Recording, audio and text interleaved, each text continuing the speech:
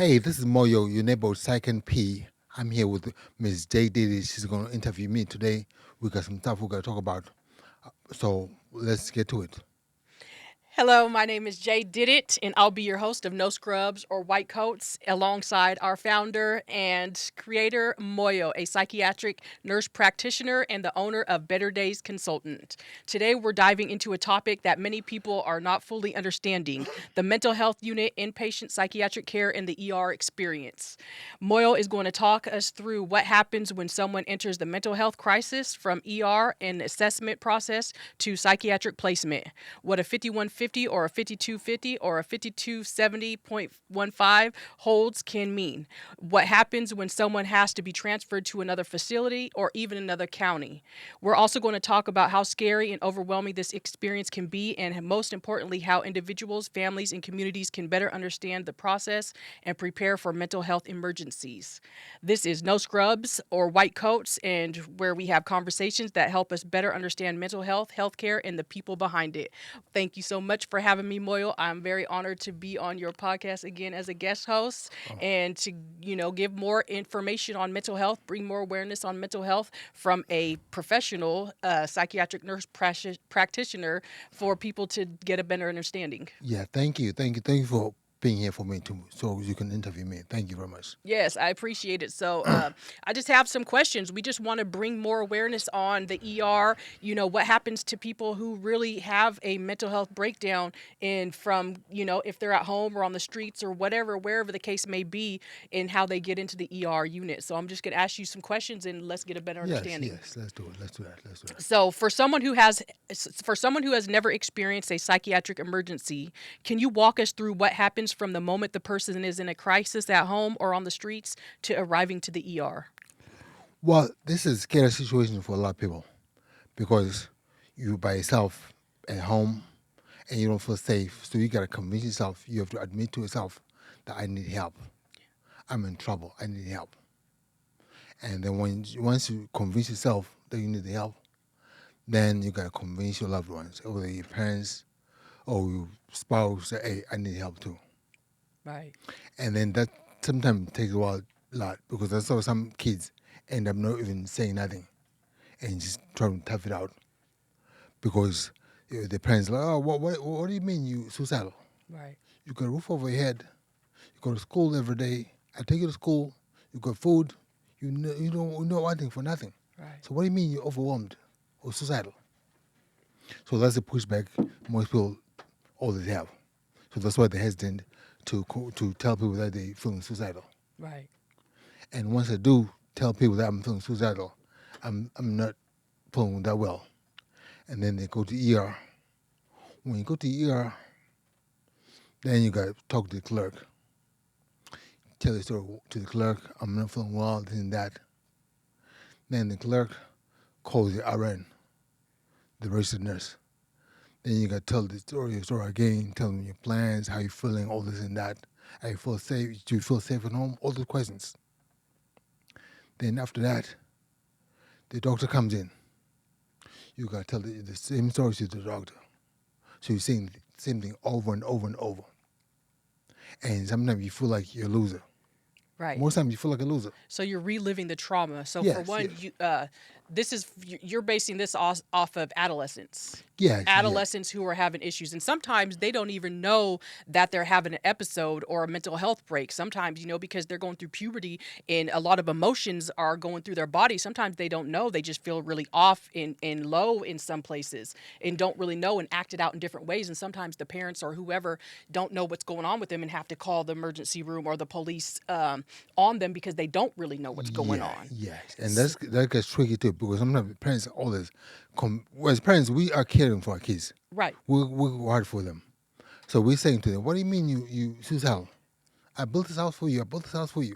Right. I take you to school every day Right. in a car. You got friends. You got food in the fridge. Right. I give you pocket money every day. Yeah. And a You go lot to of the mall. times people, they just don't feel understood. They don't feel Yes. heard. They don't feel understood. So that's why a lot of them, they just feel alone. And that's why we like to say with mental health is to get help, and you are not alone. You're not alone. So you say every time they get to the emergency room, they got to keep reliving that trauma because they Yes. have to keep telling that story over and over and over. And what is that? What does that do for a person who's trying to seek help? Does it That, deter them from coming it back? does. It does deter them from seeking help. Because even then, they're scared. They have all the negative emotions. They feel like they're not worthy of living, Right. and they feel like they're letting their parents down, Yeah. or their boyfriend down, whoever down. Right. That's why they don't seek help. Yeah. So that's why most kids end up when they go to school. That's where they talk to the counselor. The counselor's like, "Hey, we gotta take you to ER." Yeah. That's one way people go to inpatients Right. is to the ER, answer all those questions from people, Yeah. and then next thing the hospital got to find a bed for you. Yeah. And before they find a bed for you, they got to put you on what's called a 5150. Right. A 5150 is in California. Other states got different names for it. Right. 5150 is a 72-hour hold. Yes. So they put you on the 72-hour hold. Then once they put you in the hold, all beds out. You can't leave the hospital. Right. You can't leave. So you gotta be there. And then whether you might be feeling better or not, you just gotta be there because they cannot guarantee the beds. Right. So they want to make sure that person is gonna use that bed. So the only way to do it is to put you on hold Yeah. because the beds are few and far between. Right.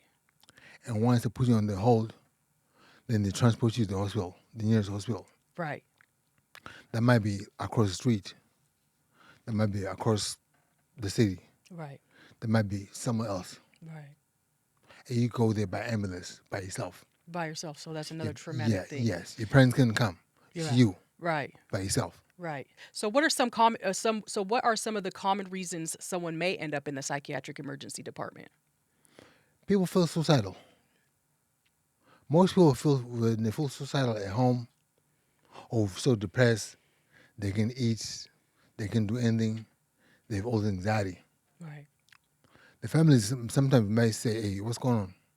But usually the kid is the one that's like, "I'm not feeling well," Right. and then you gotta convince your loved ones to take you, Right. and then when you convince your loved ones to take you there, then you gotta convince the triage nurse, you gotta convince the doctors Right. that you really feeling suicidal. Right. Sometimes I talk to people that sometimes you don't get help until you like cut yourself Right. because the beds are few and far between. Right. So in order to get to the psychiatric emergency department, you have to be a harm to yourself or others. Yeah, and that's why I always tell people like don't joke about being suicidal. Right. Or hurting other Yeah, people. don't joke about those things because once you say to someone, "I'm feeling suicidal," "I'm feeling homicidal," all bets off. Right. Yeah, I've had patients that say to me, "Well, I'm not feeling well. I really," but they can function, but they want to avoid something. They say, "I want to take myself in the hospital," Yeah. and they tell me, if you do, they're gonna keep you there for a long time. Right. And if you're not really suicidal, you're taking a bed away from someone that is. Right. So I don't advise kids and adults, anyone to talk about their suicidal when they're not. Right. But it's important that if you are to get that help, Yes, if you feel like you're going to hurt yourself or others, it's very important to get that help and to reach out. And that is some people's coping skills when they're having a manic episode and they feel like they don't know what they're going to be doing, and that's part of their coping skills and that's part of their plan because when you are suicidal, it's important to come up with the plan. And if you start to feel those things, then that might be one of your coping skills is to check yourself into a hospital. Yes. And now because the beds, like I said, I'm gonna keep repeating myself because the beds are few and far between. Right. They really want you to be on the edge, like really want to kill yourself. Right. Right. Before they admit you, you have to meet the criteria. Right. So you're suicidal, you're feeling bad already. Now you gotta convince all these people that you really do feel suicidal, Right. and you feel like people don't believe you. Right. Because sometimes they don't. Right. Especially parents. Parents sometimes say, you want to write it out. Right. Or sometimes the kids think, well, my siblings got to go to school tomorrow. My parents got a job to do, got work to go do. So now they they want to manage their parents' feelings. So when Right. they feel suicidal, they don't say Yeah. because they think into all the family dynamics. Yeah, definitely. And you think people should take that seriously though, because some people say, oh, they're just doing it for attention or they just want attention, but I don't think that's anything to be played with. No, And no, it's not. anytime anybody says something like that, they should No, definitely it's not. take it It's nothing serious. to play with. Right, right, right. Because sometimes when you're working, because I worked in patients in Virginia, California, and Texas, sometimes you have patients that kind of say that people that have BPD, borderline personality disorder, they'll say that they feel suicidal because that's the only way they know how to get attention. The attention, right. So if you don't give them attention, they'll attempt to prove you wrong, Yeah, to get you, yeah. to fix you. Yeah, that's a whole nother topic. Yeah, That's a that's a whole whole nother nother. Yeah, episode. That's a yeah, whole nother, because borderline personality is very intense yeah. and very So, complex. So, yeah, so people the point being is when people say they're suicidal, right. take them seriously. Yes, definitely take Take them them seriously. serious. Absolutely. So, how can the experience be different when someone voluntarily seeks help versus when 911 is called and law enforcement becomes involved? Well, sometimes people are outside, like people that are like schizophrenic or hearing voices, they might be outside doing something, Right, being a danger to themselves or others. Then someone calls the cops right. to come get them. Yeah, And when the police come, the police are not trained to de-escalate situations. So they come. Sometimes you may end up not alive, right. or sometimes when they come get you, they put you in the back seat of a car, a cop Handcuffed. car, handcuffed. Right. So And now that you, is what happens. yeah, A yeah, lot of people do because a lot of people out here are having mental health breaks and the yeah, police come and they're not trained. So, I think it's getting better nowadays, but a lot of people still aren't trained completely on mental health and how to de escalate certain situations. And then that's how a lot of people do end up losing their lives. yes, because the police are trained to fight crime. Right. That's what they're trained to fight crime. They're not trained to be social workers, anything like that. Right. So, do you think it traumatizes people more who is having a mental health issue, a mental health break? Do you think it traumatizes them more when they're being arrested and placed in a Oh cop yeah, yes, car? it's humiliating because some of the people have no idea what they're doing Right. when they're having a breakdown. Right. So you get arrested, you get put in a cop car, but then the cops usually they don't take you to the ER. Right. They call around to find out where the nearest beds, the Right. place with the beds. So you get the VIP couple lane, just go straight to the ER, to the hospital with them with the beds. When you get there, the cops take the handcuffs off you, give you to someone, and then you get put in a paper gown. That's humiliating. Because people think you might be suicidal. Right. They don't know what's going on with you. Yeah. You might be on drugs. You might have something going on. Substance abuse might be there too. Right. Yeah. So it's very humiliating. Very scary. Yeah. That's even more traumatizing in itself. Just scary. Then you wake up somewhere you don't even know where you're at. And like you said, beds are far in between, and you might have to be in another county. So then Yes. here you are having a manic episode. You're arrested, taken to another hospital, not knowing where you're at. Now you're in a whole nother county trying to figure out. I mean, that would make me Yeah, scared. yes. Even the parents who, their loved ones, they got to find a way to go there too. Right. Because some parents have no cars Right. or they got jobs. Right. So now they got to call the boss at 4 a.m. Oh, I can't come to tomorrow because my son's in such county in the hospital. Definitely. That's already shameful itself. Right. So now you got to go like the visiting hours too. You got to travel to see your loved one. Right. Do you feel like now the police are being more trained a little better nowadays than when you first started? I think they are trained a little better, but at the same time, when the heat of the moment, you never know what's going on. In the heat of the moment. That's right. Yeah, you It's never know. True. Because police are trained to fight crime. Right. So when things are activated, it's like, you don't know what's going to happen. Absolutely. And especially some of these people, it happens at nighttime. They're walking down the street, Right. hearing voices, Right. and the cop doesn't know what you're going to do. Right. Yeah. So we could get better. I believe Yeah, we that. could I get better. 100% believe that. We And I could do think better. now there is a line, 988, where people can call. It's like emergency for mental health issues. Christ. People can call the number. Suicidal. Yes. Yes. 988.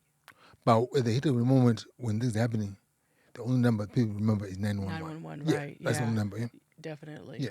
Yeah, but they will. The suicide hotline, they'll send somebody out immediately Yeah. and then take you to a respite center if I mean, or to a hospital if you're definitely having a mental health break. But there are services out there that help, Yes. and I do believe the police definitely can do a little better. Yeah. So, when police respond to a mental health crisis, how can being handcuffed or we just went over this one affect somebody's psychosis? And it's scared, makes them scared, Yes. confused, paranoid. You know, it And re-traumatizes them. yes, it traumatizes it. Even just going to hospital too, because once you go there, if you get there, some people have been sexually assaulted before. Right. So you just go there, your man, and some random dude has troop search you. Right. Because everyone is a bit secure. They want to make sure you have nothing on you. Yeah. Not just that, also to see if any wounds or anything like that, Yeah. any cuts. So the nurses got to document that. So they got to strip search you. You got to take your clothes off. Right. They can see if you have any wounds, anything. And that's understandable. Yeah. I mean, you want to make sure that you're safe. You want to make sure that Yeah. everybody else is safe. But it can be more Traumatizing, triggering yeah, and yeah, traumatizing to traumatizing, the yeah, person triggering. who's actually experiencing it. Yeah, yeah. So, once someone reaches the ER, who evaluates them, and what are the healthcare professionals looking for when determining whether psychiatric hospitalization is necessary? Now the bar is too high. It's too high because, like I said, the beds are few and far between. Right. The bar is too high. You have to really be on the verge. Sometimes you have to have attempted suicide before to get a bed. Wow. Because there are some people that get suicidal all the time. So sometimes people he's just messing around. He's just not serious. But he is. Wow. So do they'll hold them in the hospital though? Yeah, yes. Once it's determined that you qualify for the hold, Right. they'll hold you. They'll place an order at 5150. Yes. Once they place at 5150, you can't leave. Right. The only way you can leave is for a psychiatrist to come see you Right. in the hospital. And they say, yes, you can go within those 3 days. But if you're still having psychosis or if Yeah. you're still in a manic phase, then they'll order a 5250 or That's or 2 weeks. higher. Yeah, then 2 weeks. You're there for 2 weeks. And that's when they'll start looking for a bed. Yeah, what happens is most times with the ideal situation is that when they assess you, they put you on hold, you get taken straight to the hospital, the psych hospital. Oh, okay. That's the ideal situation. Okay. But sometimes you have people spending days and days and the hold expiring because there are no beds available. Right. So you just sit there in the You ER. sit there in the ER for 72 hours. In the end, after 72 hours, the hold is done. Yeah. They can't hold you anymore. Wow. But within the time, you can't just go home. Right. A psychiatrist has to come say you're free to go. Right. Or you got to go to court. That happens with people with 5250s. Okay. Or there's something called I can't remember the term. For the ones the 30 days, the 52... 5270.15. Yeah, 5270. Then the judge just say, Right. this guy is good to go. Otherwise, you can't live. Okay, If you live, so you get arrested. let's talk about the holds. Let's talk about what are a 5150, a 5250, and a 5270.15, and what are the key differences between them. The 5150 is a 50. That's the more common name. People always know that one. People just use it so even in derogative terms. Yeah, they say that's 5150. You're crazy. Yeah. So the 5150 is a hold, a 72-hour hold. Means that you're being a danger to yourself or others. 72 hours. Yes, 72 hours. When they write the hold, the clock starts ticking. Okay. So that's why they got to find a bed for you within the 72 hours. If they don't, you're free to go. Okay. They can't do anything. But it's a hold. In your own will after the 72 Yeah. hours is up. After the 72 hours hold, if it's not extended, they can write another one. Okay. Or write it 50. And people sometimes they don't feel like doing that. Right. Because you might be feeling a little better. Right. Because sometimes you go to the hospital, they write the hold. Right. As soon as they write the hold, you feel better. But you can't leave. You got to wait there the can't- 3 days, no You matter can't what. leave. Those 3 days, or the psychiatrist will come and say, you can go. Right. That's why when people are hospitals and psych hospitals, you go there, you get there on a Friday night. Psychiatrist is not there. Right. Sunday, you wait in there. Monday, psychiatrist comes. Everyone's expecting to be seen. Everyone. Right. Because all people want to go home. Right. Everyone's gone. Some people have become better. Some people have sobered up. Some people, so people want to go home. Right. The families. Definitely. And so a 5250 is For 2 weeks. 14 days. 14 days, yeah. And you have to stay no matter what. You gotta stay. If that's an order, you have to stay. You gotta stay. 14 days. Only the psychiatrist can release you, or the judge. Right. And so usually what happens, the nurses will tell you, hey, you gotta be good. Right. You gotta be good. Yeah. What I mean is taking medication. Right. So you gotta take medication. And some people refuse. Some people don't want to take that medication. Yeah. Some people, and some people are when they're going through their manic phase, they don't want to take any medications because they're paranoid. They don't feel like taking the meds. They don't like the way it makes them feel. Yeah. They just don't trust anybody. And then being on that hold, if you continue after the 2 weeks and you're still not wanting to take your meds and try to regulate what's going on with you, then they'll order the 5270. Yeah, they can do that. And that's 30 days. The 30 days. Okay. Anything longer than that, you might even go to a state hospital. A state hospital. Yeah. Okay. But usually sometimes if your insurance stops paying, Yeah. you're like, he's good. Wow. After 17 So hours. it's all it's all about but money. you can still be going to a psychosis. Yeah, but it could the be, insurance is gonna stop paying. That doesn't make sense. Or sometimes you could be held much longer Wow. because the people gotta get paid. Right. Yes. Wow. Yeah, That's one thing that people don't talk about. Yeah, no, it's just like people out there really going through a mental health break or psychosis or something that's really going on with them, and it always has to do with the dollar. Yes. Money is almost, it's not everything, but it's up there. Wow. Money's up there. I didn't know that. I didn't know that. So once someone is placed on hold and needs inpatient care, how does the hospital find psychiatric beds? What happens when there isn't one available locally? Well, if there isn't one available, they'll just look for in other counties. But at the same time, the clock is ticking. Right. The clock is a 5150. Day 2, day 3, the clock is ticking. They just let you go. Wow. Yeah. So you could just go right back out there and continue to be in your, because sometimes that psychosis and all that lasts for long periods of time. It doesn't just go overnight. No, it does not. It does not. I've seen people get discharged in the morning, like at 10 a.m. Wow. Then, like, next shift, like through 4 p.m., they beg. Wow. Yes. Yeah, because they still didn't get the help they needed. Yeah, didn't get the help they need. Yeah. And I mean, the hospital probably is the safest space for them, because if you're out there on the streets and, like you said, they don't know what's going on. Sometimes they black out and don't know what's going on. The police don't really know what's going on, and that's how a lot of people end up in situations where they do get, murdered in the streets or whatever by the police. Yeah, so it's a very serious issue. Very serious issue. Very serious issue. Yes, definitely. We need more help out there. We need a lot more help out there. So, what can it be like for a person to be transferred to another hospital or even another county, and what can families do to help them navigate the experience? Because you said that a lot of people, if they're a child, a lot of parents are low income and don't have a lot of resources. Yes. So how can they really navigate that?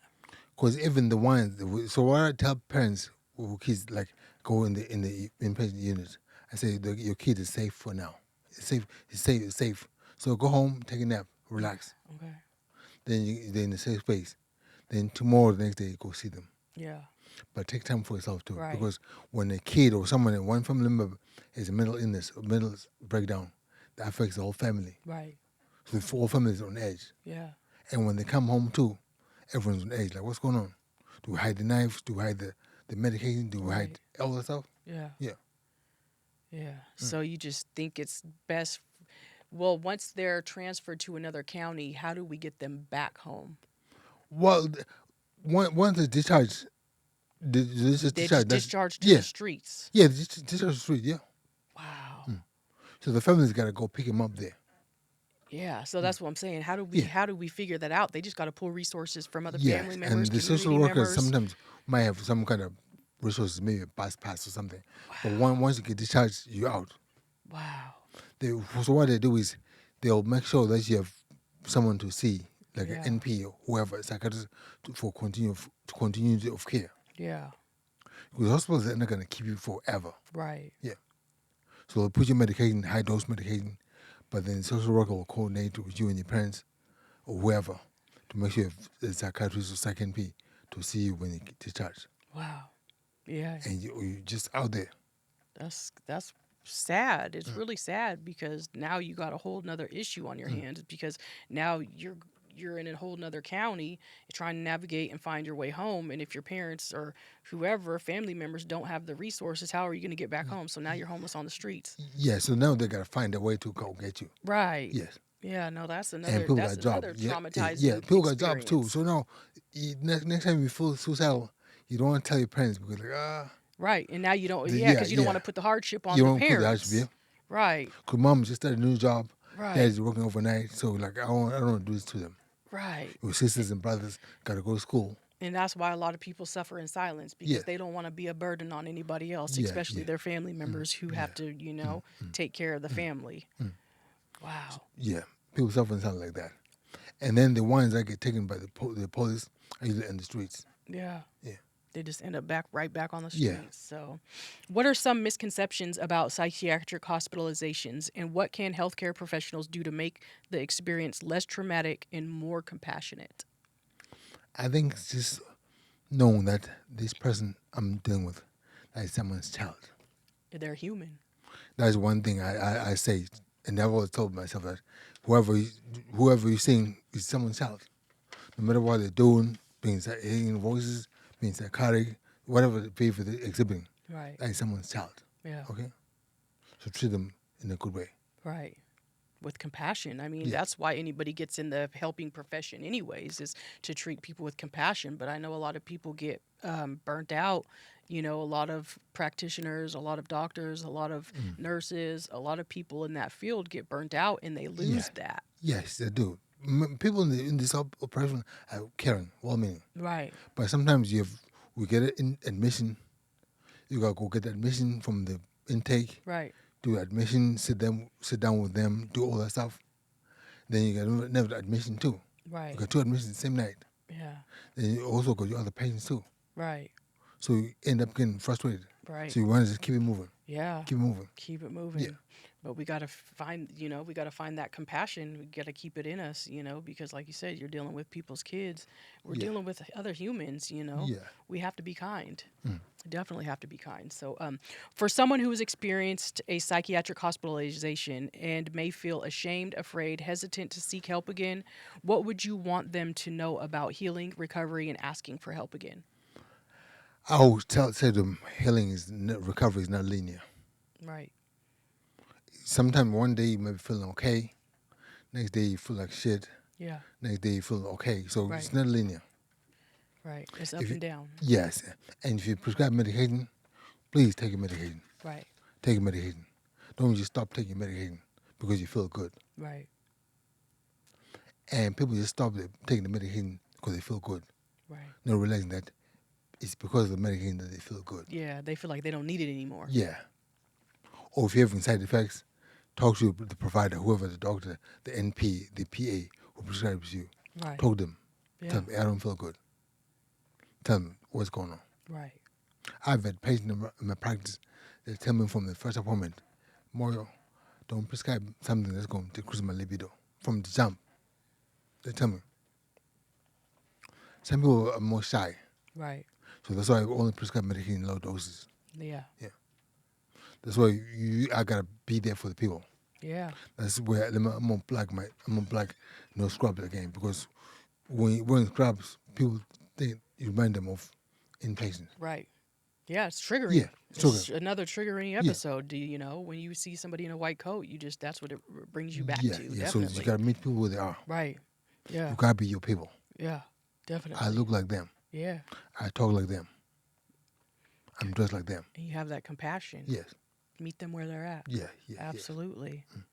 Absolutely. So thank you so much, Moyo. Thank you for allowing me to come in here and get deep with you, and get your perspective on the psychiatric, unit and ER and how traumatic it could be to be brought in by police, and that, You know, people still should reach out for help, even though they're having these traumatic episodes with psychiatric inpatient and with the police. You know, no matter what, people still should continue to get help and reach out for the right Yeah, help, you yeah, know, yes, and shop around to get help for your family or your loved one or even yourself when yeah. you're going through your mental health episodes, you know, or even before. Just come up with a plan, have a plan. Is there anything else that we didn't go over that you wanted to discuss? No, I would just say, reiterate that this is a scary situation Very because you're scary. being passed on from one person to Right, another person, another person. You don't know what's going on. right, For sometimes being passed on from one hospital to another hospital,